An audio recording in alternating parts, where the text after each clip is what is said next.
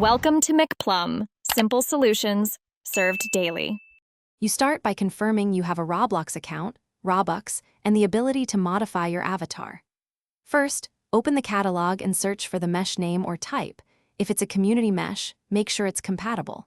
Once located, purchase or acquire the mesh and save it to your inventory. Make sure to enable accessory and body part options in your account settings so the mesh can attach correctly in-game, then switch to the avatar editor to prepare for equipping. Now you import and attach the mesh. If you bought from catalog, equip it in the avatar editor. If you built it, upload via Roblox Studio and publish to your inventory. Once equipped, adjust attachment points and order so the mesh layers correctly with your avatar. This prevents clipping and odd physics. Use the avatar preview and rotate through animations to confirm fit. After adjustments, save changes and confirm the mesh is the active accessory, so Brookhaven will display it when you enter the server. Finally, join Brookhaven and verify the mesh appears on your avatar.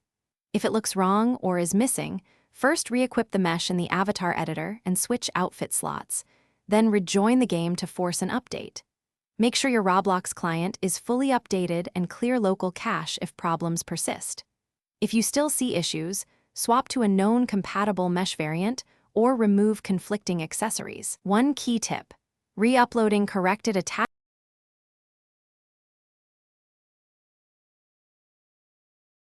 Thanks for watching. Stay juicy and subscribe.